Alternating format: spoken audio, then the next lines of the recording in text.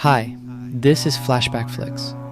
Today I'll be summarizing a Chinese youth romance drama called Sweet Combat. Warning, there are spoilers ahead.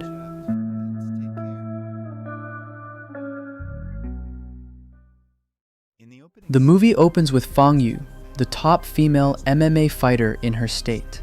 Even though she only recently started joining official matches, she has never lost a fight. Her latest win caused a huge media buzz and made her even more famous. In a flashback, we see Fang Yu telling her wealthy grandfather, a businessman, that she wants to pursue a career as a fighter. Her family always expected her to take part in running the family business, so her decision left her grandfather very disappointed. Next, we meet Ming Tian, a young man living in Macau. He takes care of his two younger siblings who are still in middle school. Their mother abandoned them, and their father has passed away, so all responsibility falls on him. Ming Tian's younger brother is obsessed with MMA matches on TV. Favorite fighter is Fang Yu, whom he calls the Queen. To provide for his family, Ming Tian had to quit college and work as a delivery boy at a local restaurant. Still, he's determined to continue his education, so he's trying hard to get into a college with a scholarship. One day at work, he's assigned to deliver food to a martial arts teacher. The problem is that the place is 20 minutes away, but the order must be delivered in under 15 minutes. This is when we see his excellent sense of direction. He knows every street and shortcut in the city, which helps him manage the delivery job well. On his way, he notices a poor fruit vendor struggling to pick up fruits that had fallen from her cart. While helping her, the cart rolls away. Just then, Fang Yu appears and kicks the cart to stop it, but instead, she breaks it and ruins all the fruits. When the vendor asks her to apologize, Fang Yu coldly hands her a bundle of cash instead and leaves. Annoyed by her arrogance, Ming Tian heads off to finish his delivery. Later, Fang Yu meets her former martial arts teacher and asks for guidance. Her family is pressuring her to quit fighting and take over the family business. Confused, she wants her teacher to decide for her, but he refuses, saying only she can make that choice. At that moment, Ming Tian arrives with the food, revealing that the martial arts teacher is his customer. He and Fang Yu lock eyes, but don't exchange words before going their separate ways. While heading back, Ming Tian receives an email from a college offering him a 70% scholarship. The catch is, it's in another state. He's torn between moving for his education or staying in Macau for his siblings' sake. He goes to a fountain to seek clarity, wishing for a sign. Coincidentally, Fang Yu is at the other side of the fountain, also looking for direction. After some reflection, Fang Yu decides to keep chasing her fighting dream, while Ming Tian chooses to move to another state. His kind-hearted boss helps him with the move, finds him a new delivery job at the new location, and even offers financial support if needed. Soon, Ming Tian and his siblings move into a modest house. The neighborhood isn't great, but the inside feels warm and comfortable, which makes him happy. As the first piece of decoration, he places a photo of himself with his late boxing master. It's revealed that he used to train in boxing with him before his death. After settling, Ming Tian takes his siblings to school, reports to his new job at KFC, and then heads to college for the first time.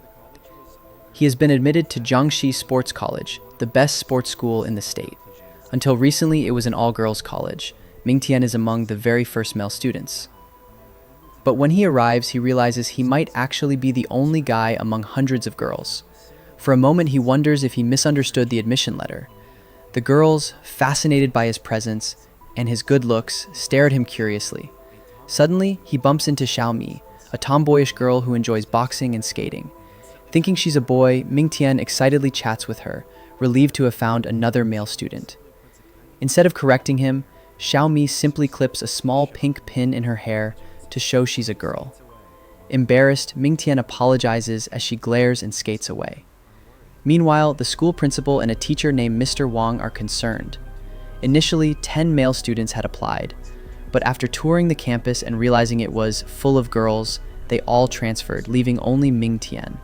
The principal orders Mr. Wang to keep him satisfied at all costs, since having male students is important for the school's growth. Outside, the female students are already obsessing over Ming Tian. They surround him, offering unnecessary help. Xiaomi even argues with another girl about who should escort him to the principal's office. He only escapes by tricking them and running off. During this, he accidentally bumps into Fang Yu again and recognizes her as the rude girl from Macau. She accidentally scratches his hand with her bag and casually gives him money to buy a bandage. Angry at her materialistic behavior, Ming Tian demands an apology, but Fang Yu insists that money is better than words. Before walking away, he calls her a mannerless freak, which stirs up painful memories from her childhood. A flashback reveals that the day she kicked the cart, she was actually trying to protect a little girl who was crossing the road. Though her intentions were good, the fruit vendor ended up suffering a loss. At school, Ming Tian feels awkward sitting in a class surrounded entirely by girls, who can't stop staring at him. Meanwhile, Fang Yu and Xiaomi are shown training in the boxing club, where it's revealed they are best friends who share a passion for boxing. Xiaomi notices Fang Yu is upset, and Fang Yu admits that the new boy's harsh words made her rethink her behavior. Later at home, she keeps thinking about Ming Tian. Another flashback shows her childhood. Her parents desperately wanted a son, so when she was born, they raised her like a boy. She wasn't allowed to grow her hair or wear dresses. She only realized she was different when her younger brother was born. After that, her parents finally allowed her to dress like a girl. Excited, she gave a gift to her crush, but her friends, who thought she was a boy, mocked her as a freak.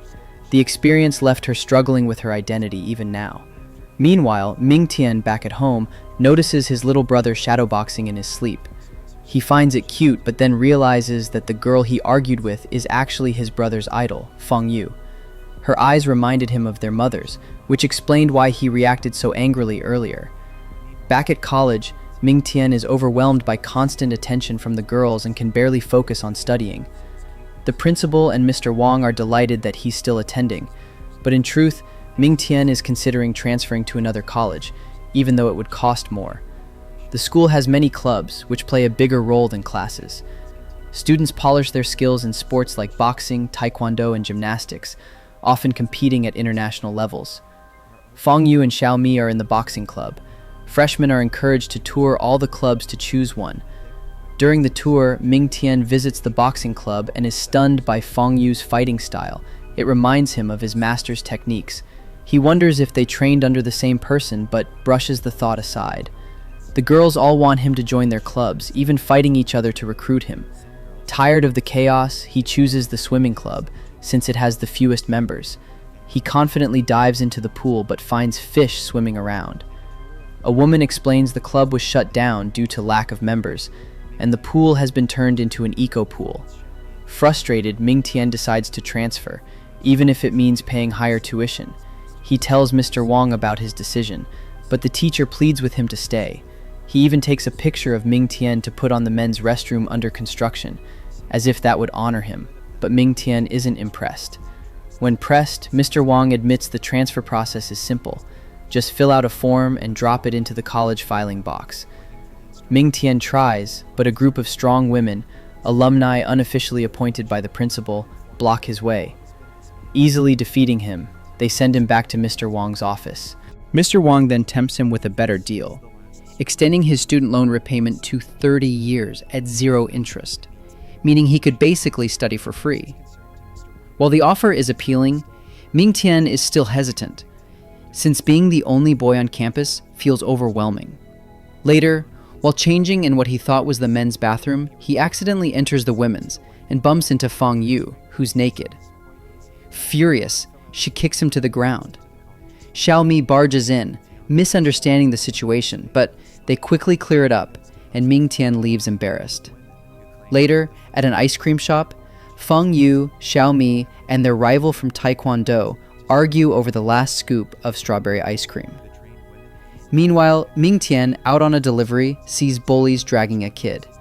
He helps the child escape, but gets caught himself. The bullies take him to a field and threaten him until the girls arrive. At first, they try to reason, but when the bullies get physical, they fight back. After an intense fight, the girls and Ming Tian chase the bullies away.